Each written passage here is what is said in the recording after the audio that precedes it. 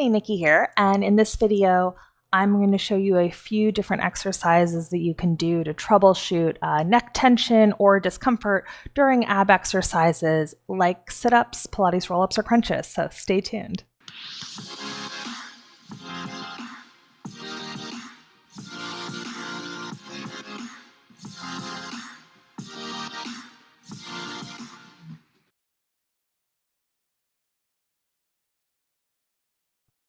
All right, let's get into this little tutorial. So all I've got with me today is just a hand towel. If you want to use a bigger towel too, that's totally fine to prop your head for some of these things. And I'm going to show you a couple different techniques. So the first thing is a lot of the time when we have neck discomfort in trying to curl ourselves forward in exercises like crunches, part of that is our ribs and our upper back is really stiff. And so we can't even curl to initiate from the abs without pulling on the neck. So before you even do crunches, something really simple you can do first is just warming up your spine. So I'm going to show you a very, very quick spinal warm up.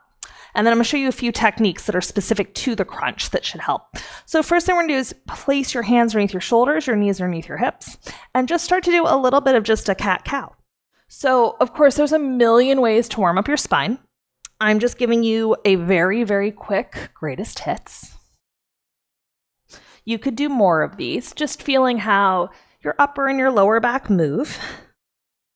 And then once you've done a few of those, we'll do a few tail wags. So pick up a foot, swing it one way, and then the other. So you might be wondering, why are we practicing side bending if we're going to be curling backwards and forwards like in a crunch? But this can actually make our ribs and our upper back move better to get into our abs faster. Put your foot down, pick up the other foot. A little bit of tail wag. You might feel some stretch through your spine, through your hips, through your shoulders. It's all good. And then come back to the center. Last thing we're going to do is a little twist. So I want you to pick up an arm, look at it, and then thread the needle through.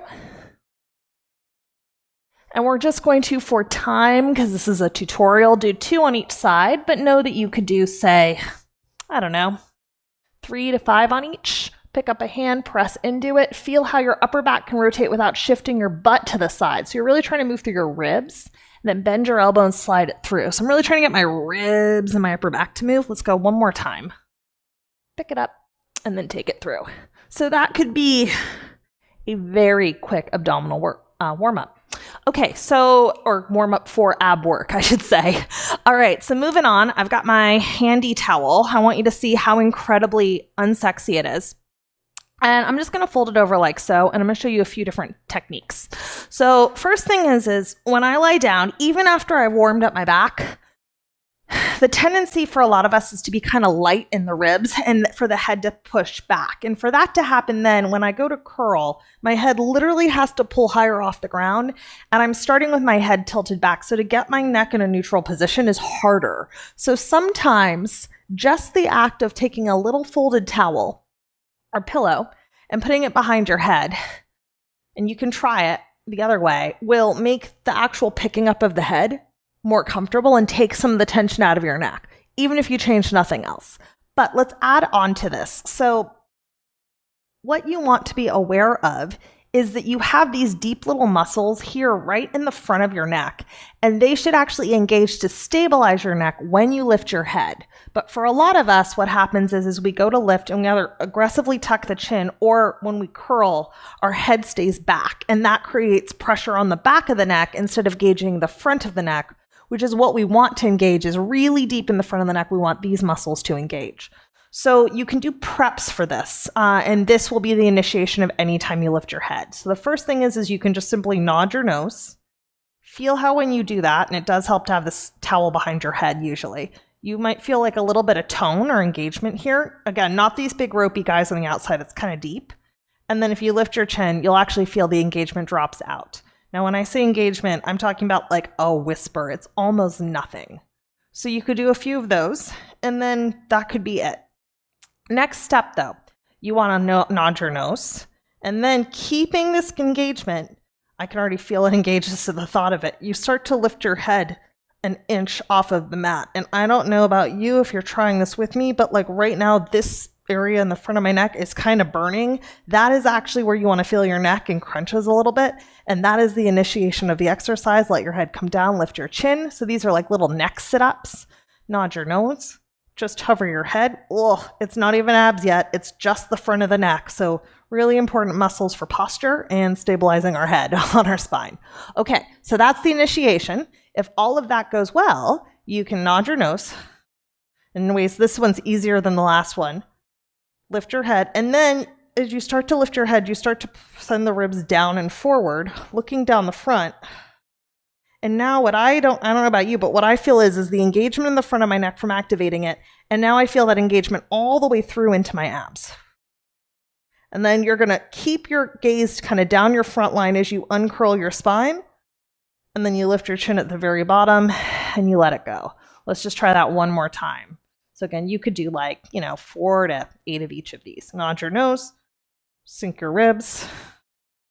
Now, if there's a moment where you get stuck and you're like, that's all I got, something you can do to start to deepen your curl without lifting your head is to actually use your arms to pull yourself a little higher.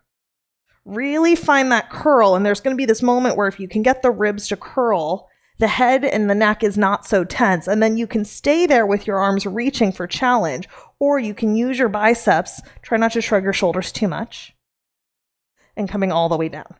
So those are all great choices to really find your setup. And that can be then, of course, you can do the same thing here, hands behind the head. All of the rules about the chin and the chest are the same. And then that can go into any type of bicycle exercise you do. Just notice it could go into your Pilates ab work, all of that. So that's the setup. And a lot of the time that will help. But if you're still like, yep, nope, my neck does not love this. One more trick, take your towel. And you're going to just take it so it's now folded the long ways, like so. Take it behind your head. And now take your elbows slightly in. So now you're going to use your arms to help support your neck and head so you can really get into your abs. And then from here, you can nod your nose, look up your front, and you might need to, there we go, that's better. My ponytail was in the way. You can use that to help support yourself as you curl up and down. So this might be a more comfortable position for the neck to really get into the abs. And then again, of course, if you want to get into any of your ab work, that's all you got to do. So those are my tricks for you today. I hope you found that helpful. Thank you so much for watching. And yeah, if you got any questions for me, you can drop them in the comments section. Otherwise, appreciate you being here, and feel free to hit that subscribe button if you want more videos, tutorials, and free workouts. I try to put out something every week.